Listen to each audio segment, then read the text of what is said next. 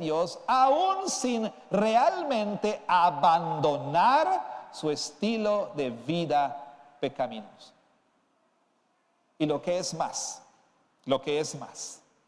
vemos que a pesar de los sonidos de la trompeta o de las trompetas advirtiendo, como ya hemos visto, y a través de calamidades y tragedias y accidentes y enfermedades, etc.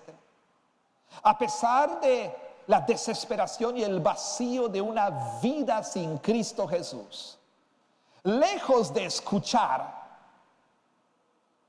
muchos incrédulos permanecen impenitentes, permanecen sin arrepentirse. El mundo impenitente continúa así.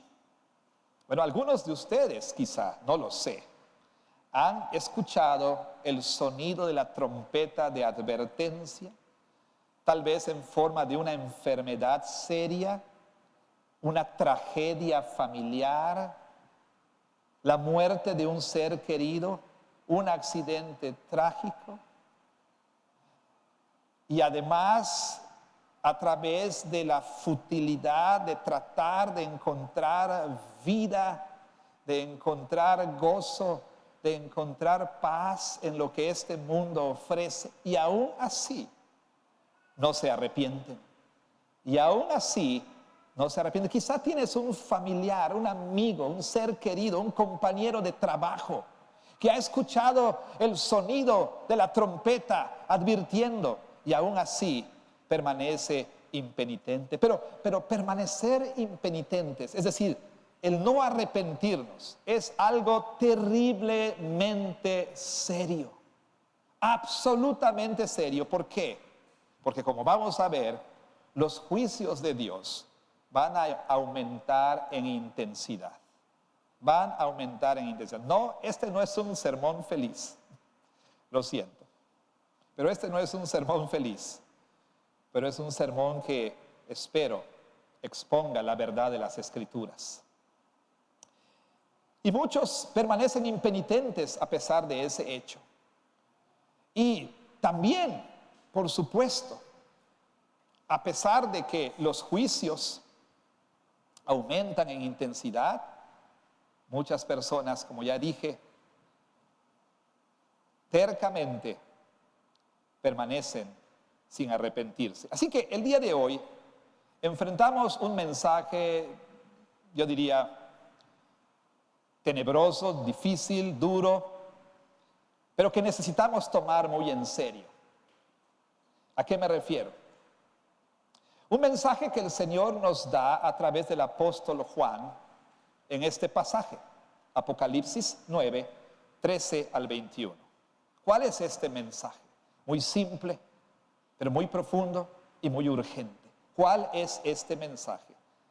Arrepiéntete, porque muchos incrédulos permanecen y permanecerán impenitentes a pesar de la intensificación del juicio de Dios.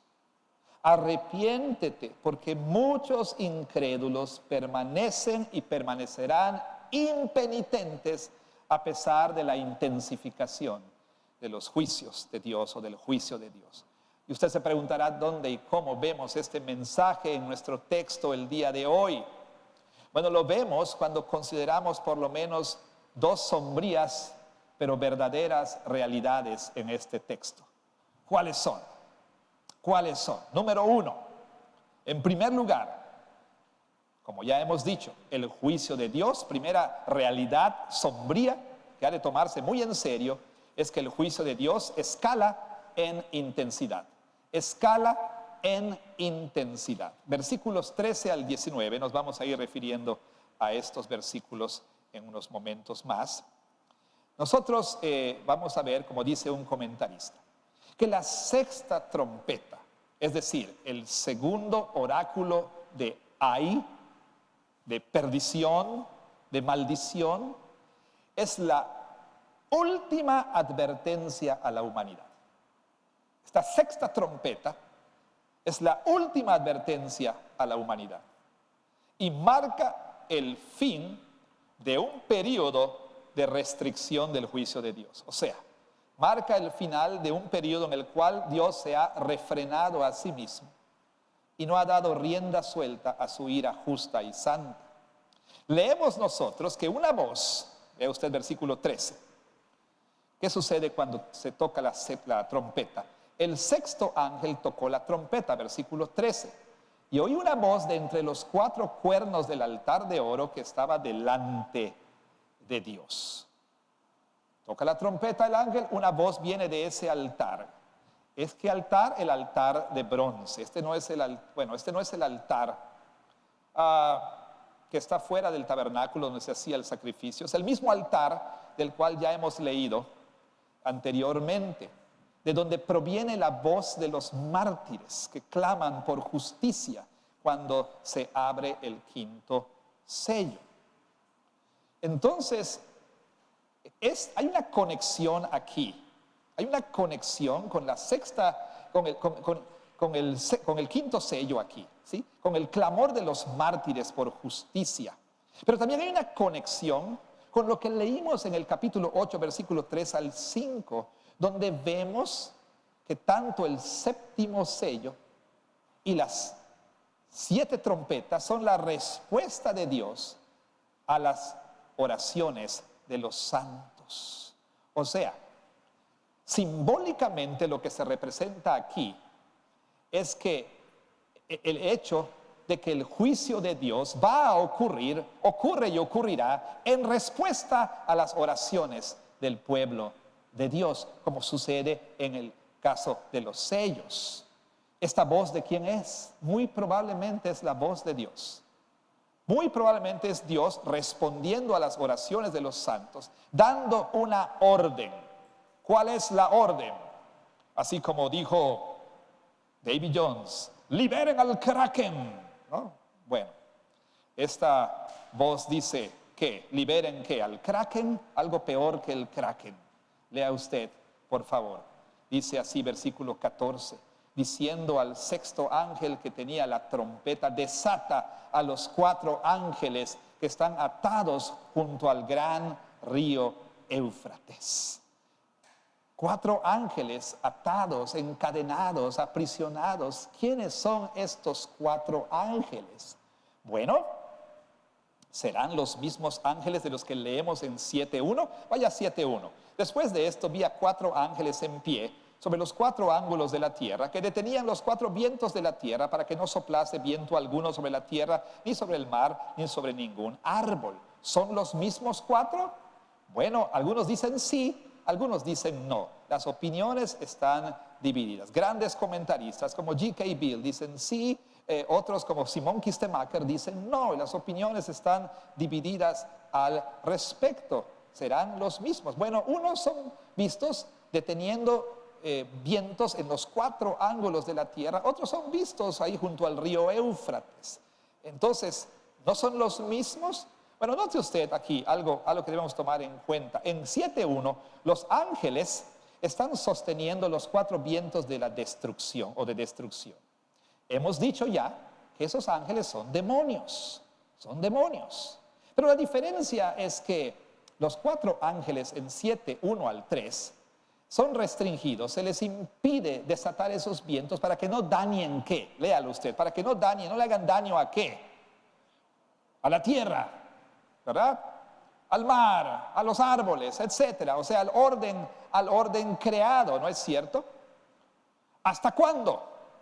Hasta que Dios selle a todos los suyos. En su momento nosotros vimos que este es un flashback, terminología cinematográfica. O sea, algo que si bien aparece después, fue algo que ocurrió antes, ¿sí?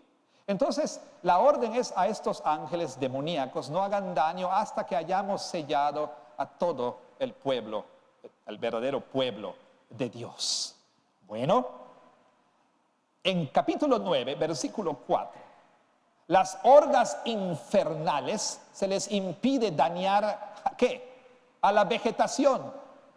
Solo se les permite dañar a quienes no tenían el sello de Dios en sus frentes.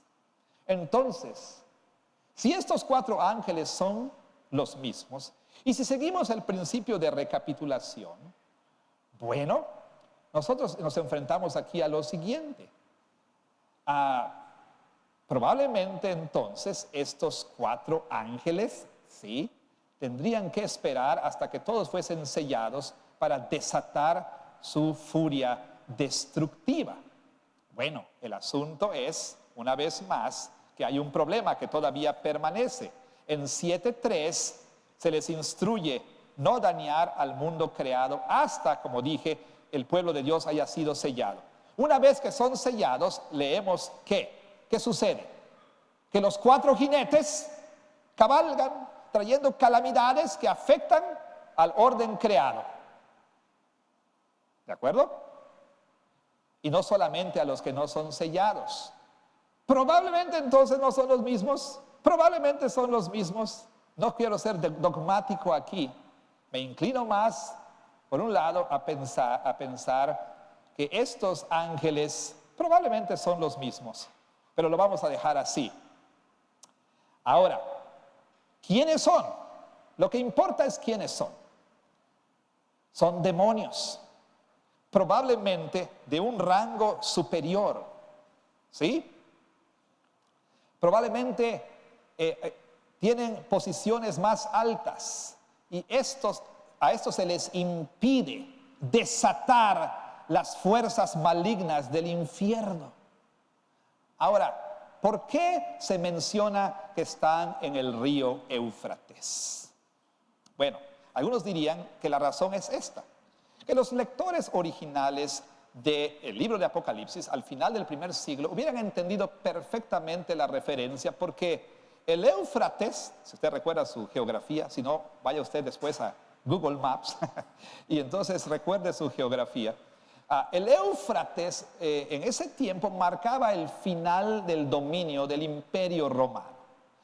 Más allá del Éufrates estaba la siempre presente, acechante amenaza de los partos. No me refiero a dar a luz, ¿ok? A esta gente conocida por su caballería, no caballerosidad, caballería, jinetes de a caballo, temidos, porque eran muy hábiles con el arco y la flecha. Entonces, probablemente los lectores entendían, se refiere a que vendrá entonces un gran ejército de más allá del Éufrates, los partos vendrán para atacar y desolar al Imperio Romano. Pues parece que esto es una buena explicación, excepto que no lo es. ¿Por qué? Bueno, primero que nada, quiero que note usted algo. Como vamos a ver más adelante, en la visión de Juan, los jinetes no juegan un papel prominente, son los caballos los que dañan, no los jinetes.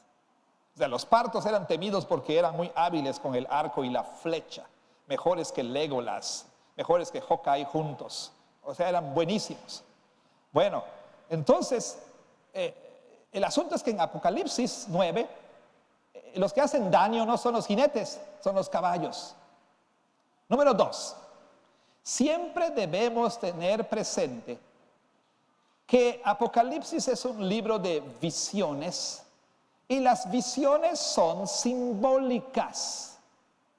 Y estas visiones obtienen en gran medida su simbolismo ¿de dónde? Del Antiguo Testamento, de eventos, lugares, personas, objetos del Antiguo Testamento.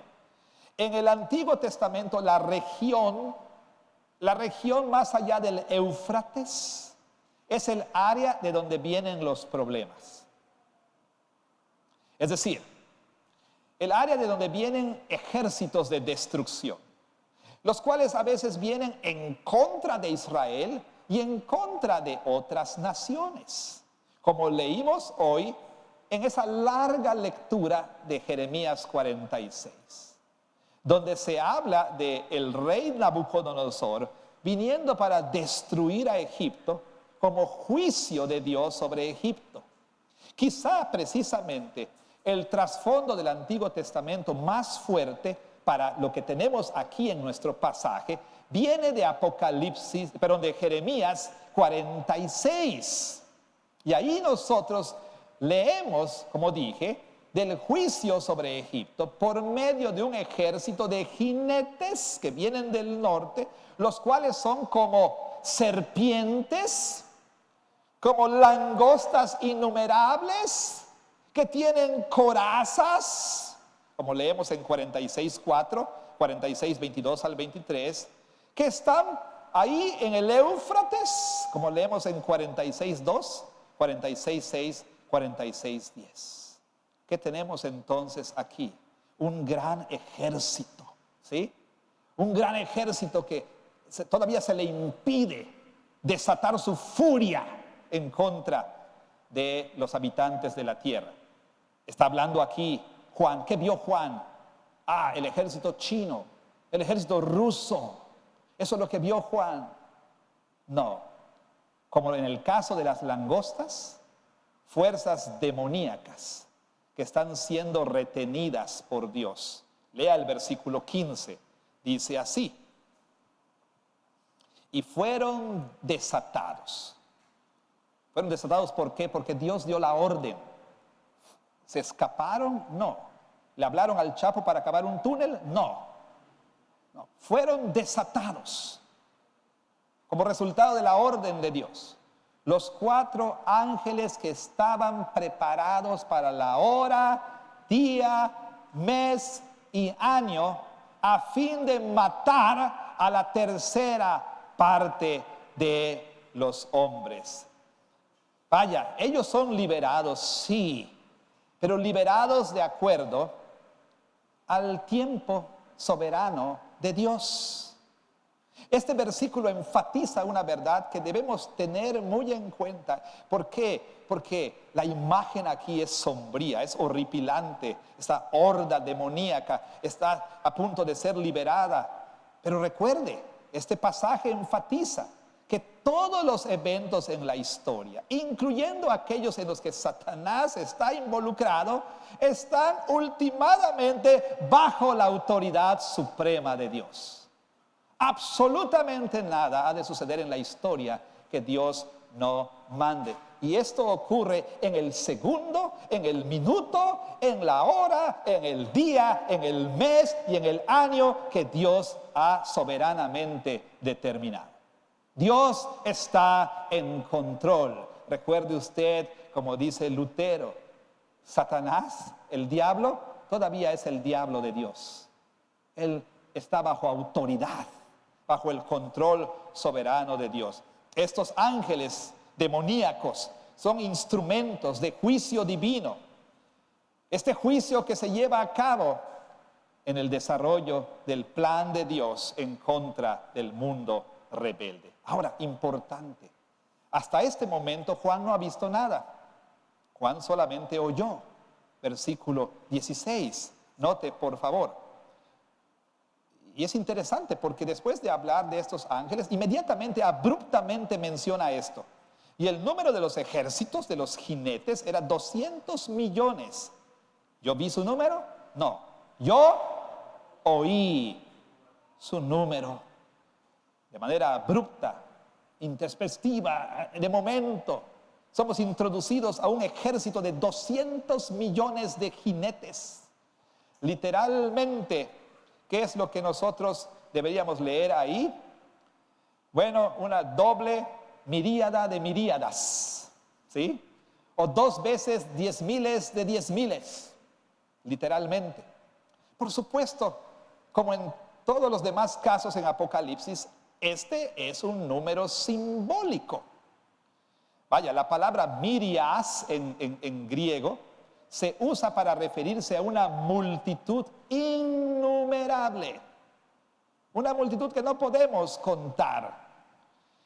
Y en el plural también se usa en el Antiguo Testamento en la misma forma. Si usted va, por ejemplo, al Salmo 68, versículo 17, va a leer esto que se dice allí, rápidamente. Salmo 68, versículo 17. Los carros de Dios se cuentan por veintenas de millares de millares. ¿Qué son los carros de Dios? Los carruajes de guerra, sus ejércitos, sus ángeles.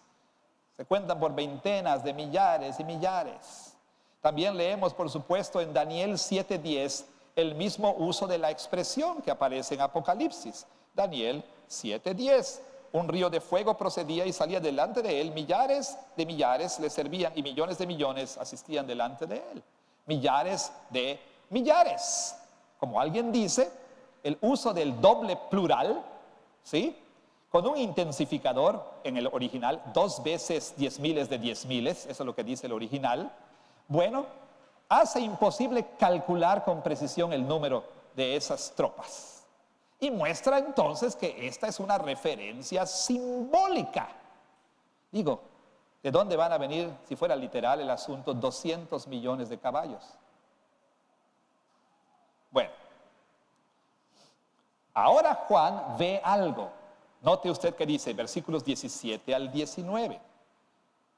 Así vi en visión los caballos y a sus jinetes, los cuales tenían corazas de fuego, de zafiro, de azufre, y las cabezas de los caballos eran como cabezas de leones, y de su boca salían fuego, humo y azufre. Por estas 3 plagas fue muerta la tercera parte de los hombres, por el fuego, el humo y el azufre que salían de su boca, pues el poder de los caballos estaba en su boca y en sus colas, porque sus colas semejantes a serpientes tenían cabezas y con ellas dañaban. Ahora Juan tiene una visión. Lo que él ve en 13 al 16 se explica ahora por medio de una visión, en forma de visión.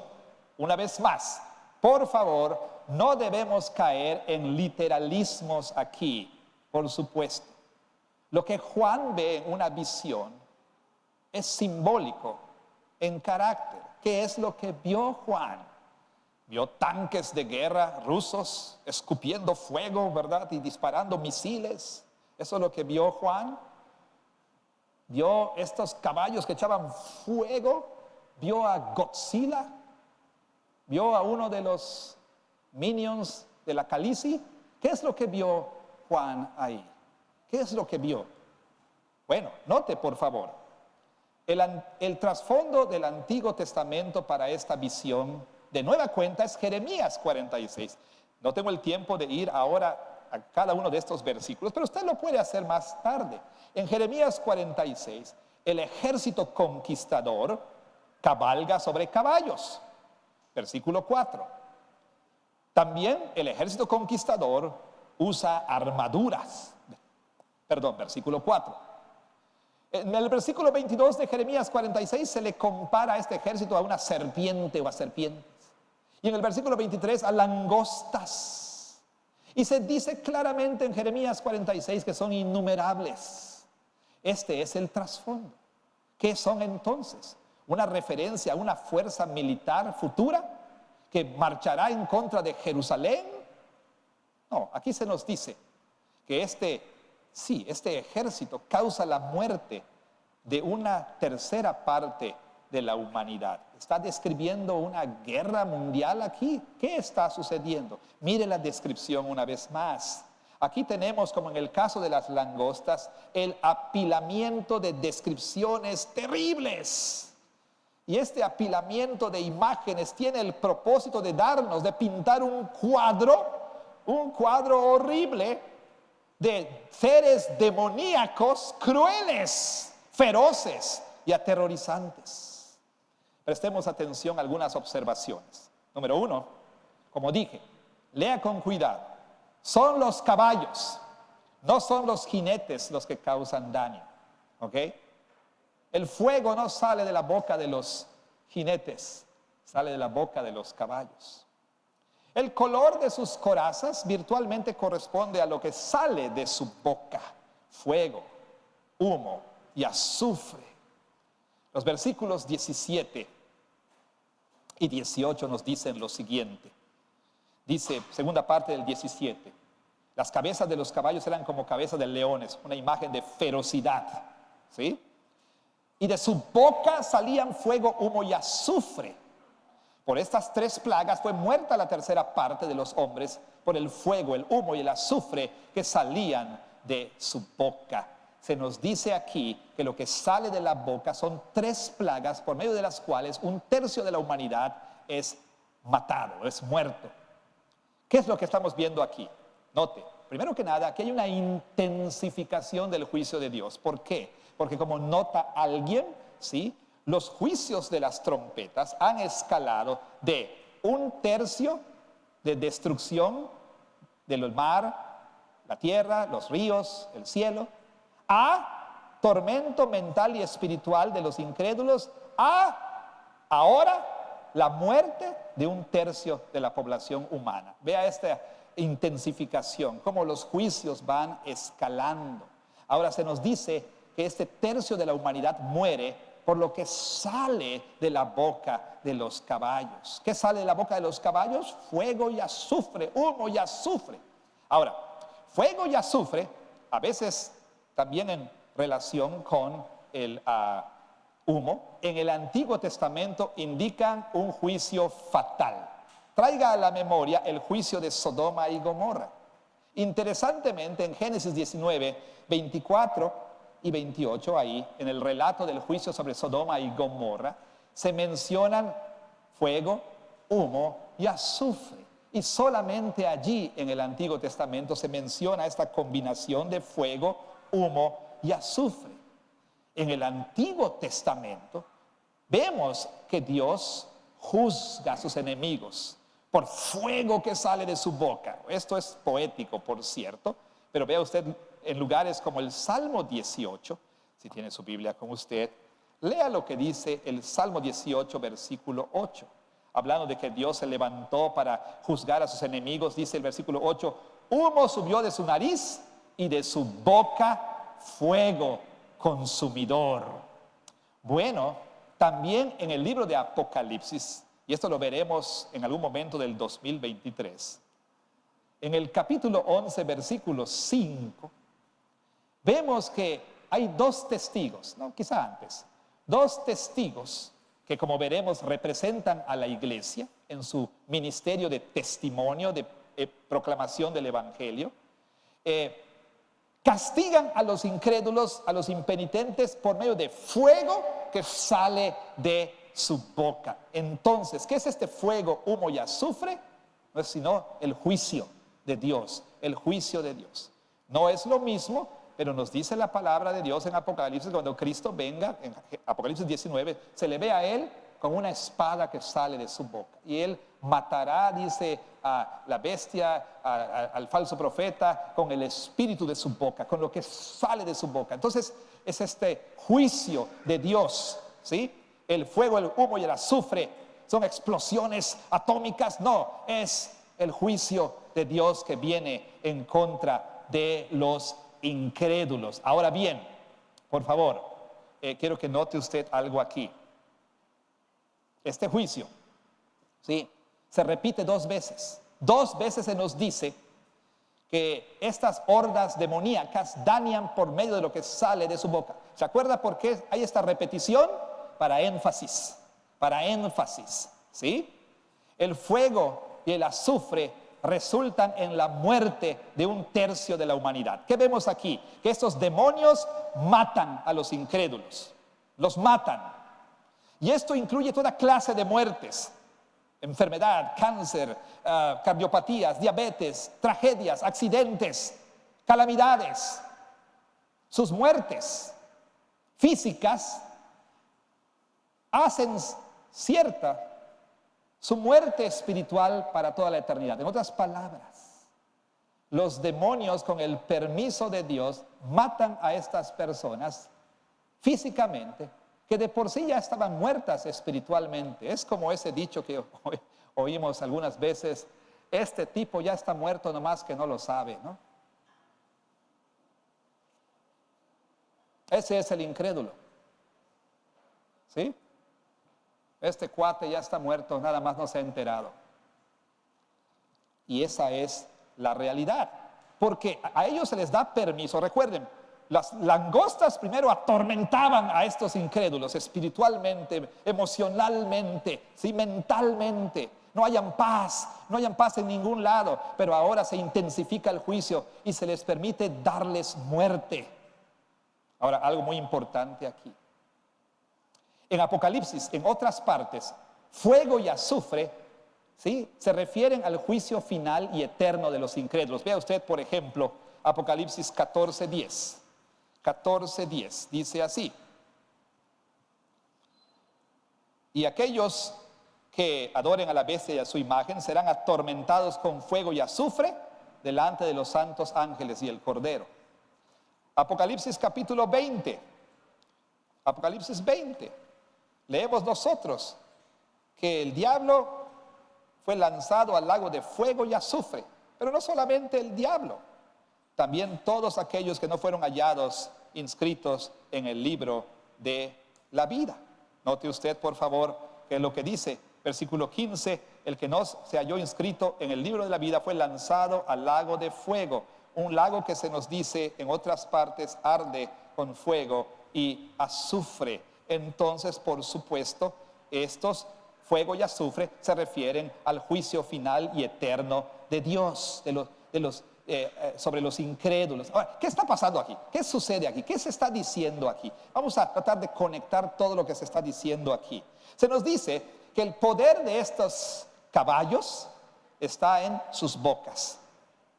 Y también ¿dónde? En sus colas. ¿Cómo? Son como el famoso pochitoque de Tabasco, ¿no? No.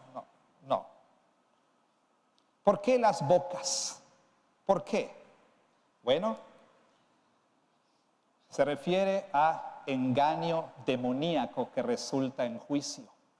¿Cómo lo sabemos? Apocalipsis 16:13, la sexta copa, paralelismo, ¿verdad? Recapitulación. Apocalipsis 16:13 dice así. Escuche. Y vi salir de la boca del dragón y de la boca de la bestia y de la boca del falso profeta 3 espíritus inmundos a manera de ranas. A manera de ranas. Y salieron a engañar a los reyes de la tierra para reunirnos para la batalla del gran día del Dios Todopoderoso. Pero no solamente allí. O sea, algo sale de la boca, algo inmundo sale de la boca del diablo, ¿no? Y engaña. Pero no solamente allí. Apocalipsis 12. Uno de mis pasajes favoritos en todo el libro de Apocalipsis. El dragón. ¿Quién es este dragón? ¿Sí? Godzilla, no. Barney tampoco. ¿Quién es este dragón? Del diablo. Él persigue a la mujer. ¿Quién es la mujer? La iglesia. Quiere atacar a la iglesia. Note usted qué hace para tratar de atacar a la iglesia. Escuche usted lo que dice aquí Apocalipsis 12, versículo 15. Dice que la serpiente arrojó de su boca tras la mujer agua como un río para que fuese arrastrada por el río. De la boca del dragón sale un río. ¿Río de qué? O sea, de nueva cuenta, ¿ese es Godzilla con sus rayos? No, esto es un río de mentiras, ¿sí? De engaños, de falsa enseñanza, ¿sí? Para tratar de, por supuesto, dañar a la iglesia. Bueno, el punto entonces es que tanto en el Antiguo como en el Nuevo Testamento, el daño del engaño se ve como un juicio. Especialmente, note usted, en 2 de Tesalonicenses capítulo 2, versículos 9 al 12. 2 de Tesalonicenses 2, 9 al 12. Y quiero leer en particular este pasaje. Dice así, sobre todo hablando de aquellos que no se arrepienten. Note lo que dice aquí, versículo 11. Por eso Dios les envía un poder engañoso para que crean la mentira, a fin de que sean condenados todos los que no creyeron a la verdad, sino que se complacieron en la injusticia. Una vez más, Dios envía un poder engañoso para que crean la mentira, a fin de que sean condenados todos los que no creyeron a la verdad, sino que se complacieron en la injusticia. O sea, parte del efecto de la boca de los demonios aquí, en nuestro pasaje, es intensificar el engaño de los incrédulos. ¿Me está siguiendo? Es intensificar el engaño de los incrédulos. Pero también se nos dice que tienen poder en sus colas. Y las colas de estos son descritas como, volviendo al capítulo 9, se nos dice en el versículo 10 que sus colas eran semejantes a serpientes y tenían cabezas y con ellas dañaban. Bueno, lo que sucede aquí es que la metáfora continúa. Esta es otra referencia a engaño. ¿Por qué? Las colas tenían forma de ¿qué? De serpientes. ¿Quién es la serpiente? Capítulo 12 de Apocalipsis. El gran dragón, la serpiente antigua, el diablo y Satanás. Interesantemente, en el capítulo 10 de Lucas, Jesús hace esta referencia en versículos 17 al 19 del capítulo 10 del Evangelio de Lucas. Dice así, hablando acerca de que los demonios se les sujetaban a los apóstoles, versículo 19, yo les doy potestad de hollar ¿qué? Serpientes y escorpiones y sobre toda fuerza del enemigo. Interesantemente, en Apocalipsis 9, ¿cómo son descritos los demonios? Como teniendo poder de escorpiones y de serpientes. ¿Sí? Otra vez, una vez más, ¿qué es lo que sale de la boca de estos demonios? Engaños, mentiras, más intensos. ¿Haciendo qué? Haciendo que estos incrédulos sean engañados y mantenidos en el engaño, asegurándose de que mueran así, en incredulidad, asegurando entonces su juicio eterno. Bueno, ¿dónde vemos esto? Lo vemos en la iglesia a lo largo de la historia. Apocalipsis nos ha hablado en los primeros capítulos que algunas de las 7 iglesias enfrentaban falsas enseñanzas. El apóstol Pablo tuvo que combatir todo el tiempo falsas enseñanzas. Y el día de hoy, quizá como nunca en tiempos recientes, la iglesia está siendo inundada por falsas enseñanzas. En particular, y no quiero solamente restringir esas falsas enseñanzas a este tema, pero lo que enfrentamos hoy, por ejemplo, es que cada vez más iglesias, más pastores, más denominaciones afirman la legitimidad de un estilo de vida llamado LGBTQ, etcétera, etcétera, etcétera. Afirman la legitimidad de toda clase de inmoralidad, legitiman el aborto y demás. El día de hoy la iglesia está siendo inundada por estas enseñanzas y la cultura también. Note cómo se ha intensificado el engaño en nuestros tiempos. Note usted cómo culturalmente más y más personas en las sociedades humanas están abrazando estas mentiras demoníacas. Note usted cómo los congresos de los países como el nuestro están legitimando, están legalizando estas mentiras, y cada vez más personas y las generaciones emergentes, los niños y adolescentes están, usted note las encuestas, la mayoría de las nuevas generaciones acepta como normales y legítimas estas cosas. El engaño se intensifica conforme nos acercamos al fin. Ahora bien, este engaño les conducirá ¿a dónde? A muerte espiritual y a muerte física. Esas fuerzas demoníacas bajo el control soberano de Dios se asegurarán de que los incrédulos impenitentes mueran para que enfrenten su juicio final. No, Satanás no es tu amigo. Satanás no tiene tu mejor interés en mente. Él vino para matar, hurtar y destruir, y para asegurarse que el impenitente vaya al infierno. ¿Qué podemos decir de todo esto? Por supuesto, arrepiéntete. Porque si permaneces así, Dios va a intensificar su juicio. Y como en el caso de Faraón, endurecerá más tu corazón hasta el punto de no retorno. Arrepiéntete si no lo has hecho. Arrepiéntete y abandona tu estilo de vida pecaminoso. Pero notemos esta otra segunda realidad, más breve, pero muy importante. No solamente los juicios de Dios se han de intensificar, sino la otra realidad sombría es esta. Muchos pecadores, muchos incrédulos impenitentes permanecerán así. O sea, muchos incrédulos permanecerán impenitentes a pesar de la intensificación de los juicios de Dios. Muchos incrédulos permanecerán impenitentes a pesar de la intensificación de los juicios de Dios. Versículos 20 y 21.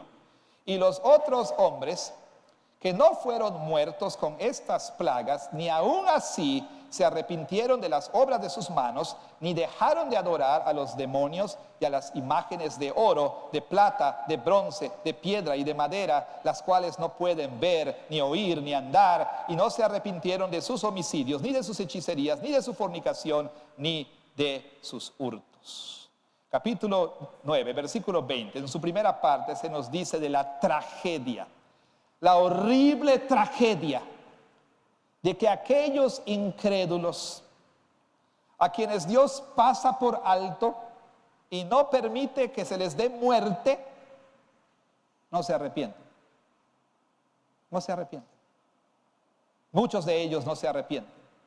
Como hemos visto, la sexta trompeta, es una intensificación de la quinta. ¿En qué sentido? De que añade la muerte física al tormento espiritual de los incrédulos no sellados, que no tienen el sello de Dios.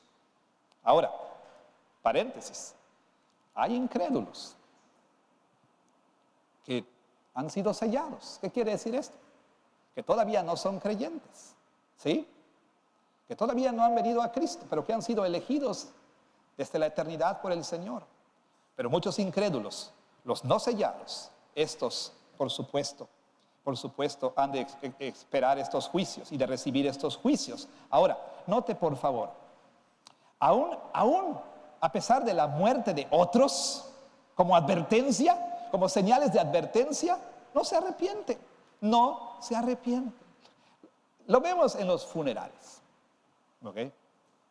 No puedo decirle cuántas veces en 30 años o más de pastorado, más de 30 realmente, he tenido esta experiencia al conducir funerales de parientes, de personas no creyentes o que solían venir a la iglesia. Casi siempre esas personas se acercan y me dicen: pastor, muchas gracias, este domingo voy a ir a la iglesia. ¿A qué hora es el servicio, pastor? Ahí vamos a estar, ahí vamos a estar. Viene el domingo y obviamente no están aquí.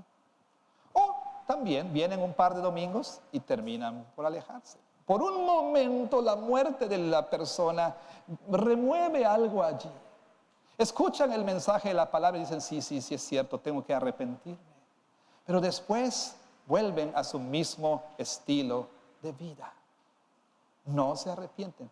Te voy a decir una cosa, si usted aquí no se ha arrepentido y lo sabe y se está aferrando a su estilo de vida pecaminoso, cada muerte de una persona a su alrededor debe servirle de advertencia.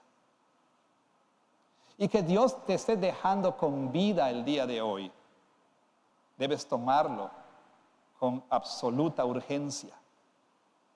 Que Dios te haya pasado por alto y te haya perdonado y no haya permitido a estas fuerzas demoníacas matarte, es una señal de la gracia y misericordia de Dios. Pero escucha bien, por favor.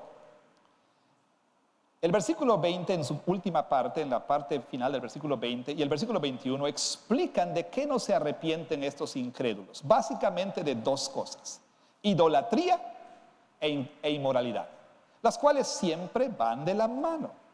De hecho, la palabra porneia, que se traduce como fornicación, muchas veces se usa para referirse a la idolatría. La idolatría en el Antiguo Testamento y aún en el Nuevo se describe gráficamente como fornicación con otros dioses. Abandonar al verdadero Dios para tener inmoralidades con otro Dios falso. Bueno, se habla de aquí que no se arrepintieron de la obra de sus manos. Primero que nada, de la idolatría.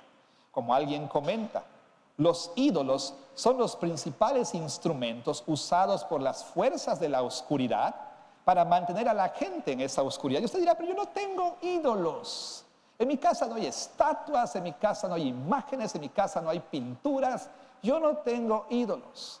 Bueno, por supuesto que usted probablemente no adora imágenes de talla, esculturas, etcétera, pero por supuesto ha levantado ídolos en su corazón. Y un ídolo es cualquier cosa en lugar de Dios, además de Dios, junto a Dios, en lo que nosotros tratamos de encontrar lo que solo Dios nos puede dar. Y los ídolos pueden ser muchas cosas. La principal tríada de la cultura es dinero, sexo y poder. Eso es lo que la cultura actual adora.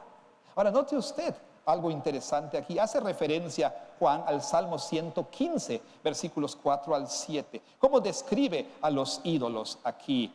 Los dice como esas obras de sus manos que dice que no pueden ver, ni oír, ni andar. Dice el Salmo 115, los ídolos tienen ojos, pero no pueden ver. Tienen oídos, pero no pueden oír. Tienen bocas, pero no pueden hablar. Tienen pies, pero no pueden andar.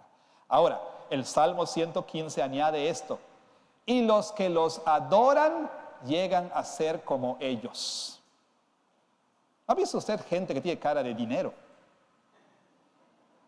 Usted lo ve y tiene cara así como de centavo, como de dinero, como de... ¿No ha visto jóvenes que tienen cara de celular? Los que adoran a los ídolos llegan a ser como ellos. No físicamente, obviamente, pero ¿en qué sentido? El ídolo tiene ojos y no ve, tiene oídos y no oye. O sea, la persona llega a ser insensible, ¿sí? Insensible al evangelio. Te están diciendo, deja esa relación, no quieres. Abandona esa práctica, no. Oyes sermones, no haces caso. Y te aferras a tu estilo de vida pecaminoso. Alguien comenta, esta quizá es la manera precisa en la que los demonios anestesian a los idólatras con ignorancia espiritual e insensibilidad espiritual. Los que los adoran llegan a ser como ellos. Ahora, esta idolatría es la raíz de la inmoralidad descrita, y por supuesto no es una lista exhaustiva en el versículo 21. Precisamente el apóstol Pablo dice esto en Romanos capítulo 1, versículo 18 en adelante. Allí se describe una clase de conductas horrendas, inmorales de los seres humanos. Pero lo que es interesante y que es importante de notar es que a pesar de que leemos que Dios los entregó a sus pasiones y a cometer actos vergonzosos, por más que sea verdad que la homosexualidad, el transexualismo, el adulterio y la fornicación y la pornografía y lo que usted quiera sean cosas vergonzosas, esa no es la raíz del problema. La raíz es la idolatría. Todos esos demás actos son consecuencia de la idolatría. ¿Son consecuencia de qué? De dejar a Dios, de hacer a Dios a un lado y de tratar de encontrar en algo aquí en la tierra que solamente Dios nos puede dar. Bueno, estos dice no se arrepienten. La cultura el día de hoy no se arrepiente. A pesar de lo que sucede, no se arrepiente. A pesar de las advertencias, no se arrepiente, sino que se endurece más y se entrega más al pecado. Fíjense ustedes algo interesante. Alguien dice, a veces pensamos que este asunto LGBTQ, etcétera, es como que estamos llamando a que el juicio de Dios sea derramado. No, es el juicio de Dios. Es el juicio de Dios. ¿Por qué? Como no aprobaron tener en cuenta a Dios, Dios los entregó a sus pasiones.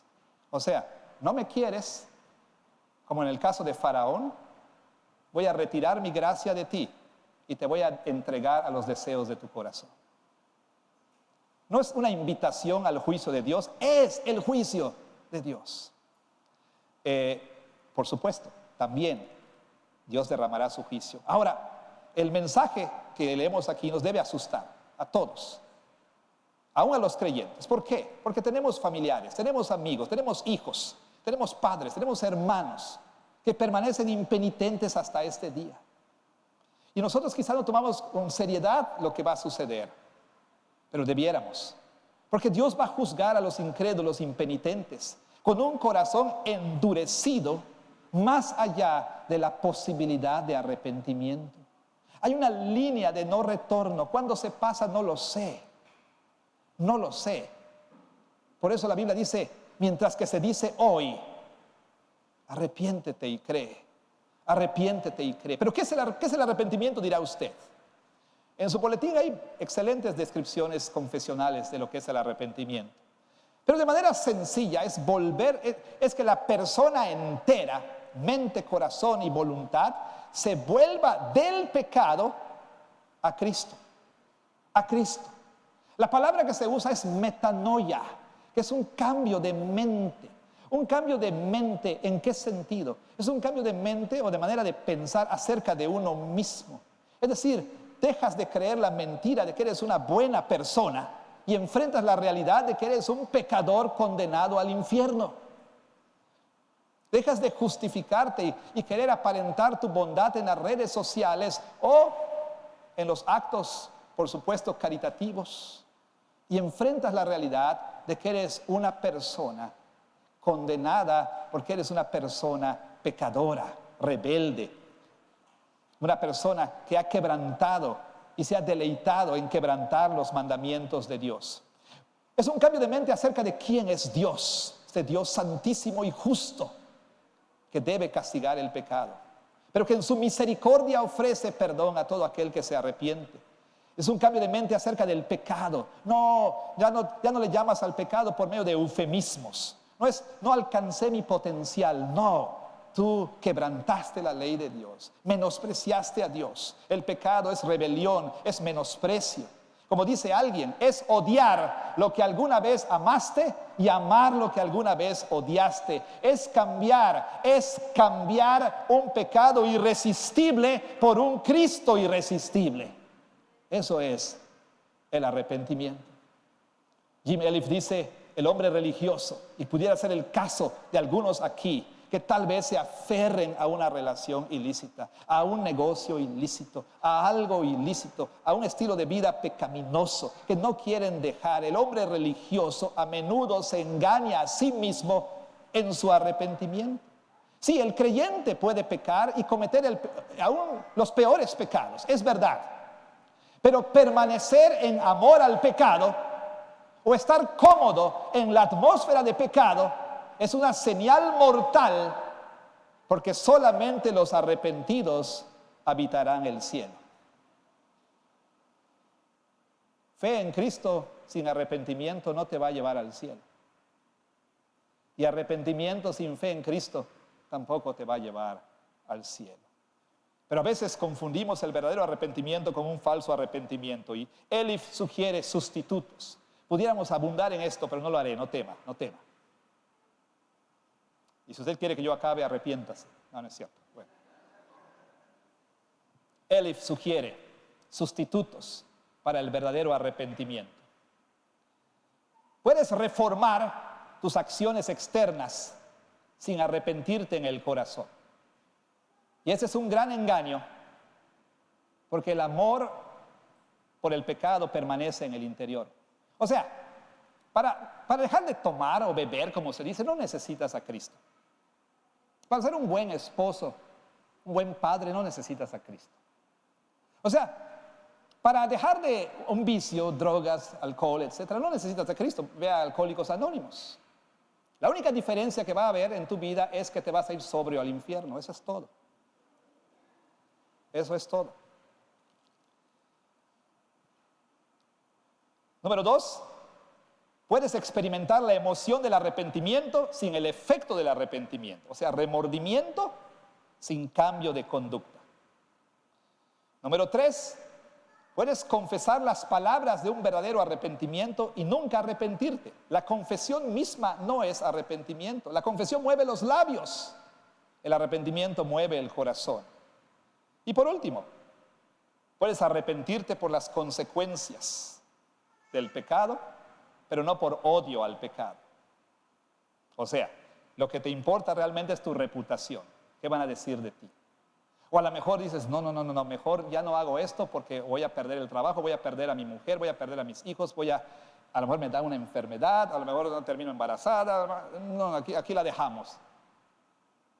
Pero puedes arrepentirte por temor a las consecuencias, pero no por odio al pecado. Y hay muchos otros sustitutos. ¿Será que algunos de nosotros necesitamos arrepentirnos de nuestro arrepentimiento?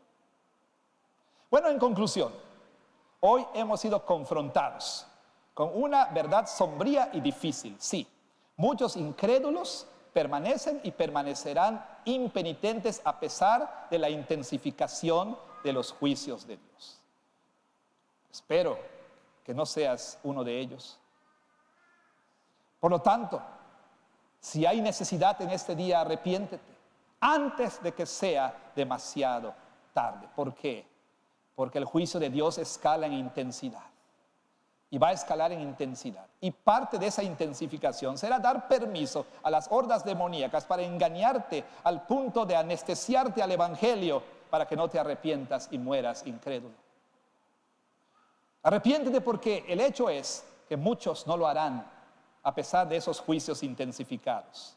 No quieres llegar a ese punto de no retorno. No quieres pasar la línea de no retorno. Deja tu idolatría. Deja ese amor por el pecado. Deja esa conducta pecaminosa. Arrepiéntete con verdadero arrepentimiento. Ruega al Espíritu Santo que te dé el don del arrepentimiento, que cambie tu mente para que puedas ver tu necesidad de arrepentimiento y fe en Cristo. Estás siendo engañado por el diablo. Él te dice que ahí donde estás vas a encontrar vida y vas a encontrar paz y vas a encontrar felicidad en tu búsqueda incesante de un mejor cuerpo, una mejor carrera, unas mejores calificaciones, mejor todo, ¿no? Estás ahí dedicando tu vida, haciendo a Dios a un lado de tu vida. Empiezas a faltar a la iglesia por tus estudios, por tu trabajo, por tu carrera. Estás siendo engañado por el diablo. Arrepiéntete hoy. Y creyentes, ustedes dirán, bueno, ¿yo qué? Sí, hemos escuchado este mensaje de advertencia. Lo debes compartir con tus seres queridos y tus amigos y conocidos. Pero por otro lado, los que son creyentes aquí no deben temer a estas hordas demoníacas. ¿Por qué? Porque hemos sido sellados. Hemos sido sellados con este sello protector del Espíritu Santo. Es un sello de protección espiritual. Usted no será engañado al punto en el que hemos descrito aquí. Por supuesto que no, porque ha sido sellado por el Espíritu Santo. Usted, por obra del Espíritu Santo, procederá al arrepentimiento, vivirá una vida de arrepentimiento, irá a Cristo en búsqueda de perdón. Usted, por la presencia del Espíritu en su vida, no será una persona impenitente, sino una persona sensible al Evangelio. Y después de oír un sermón o un consejo de un hermano, usted será entonces compungido de corazón e irá a Cristo para confesar su pecado y recibir perdón. Usted, creyente, no tiene que temer si es un verdadero creyente. Los demás tienen mucho que temer. Arrepiéntanse antes que sea demasiado tarde. Amén. Que Dios bendiga su palabra.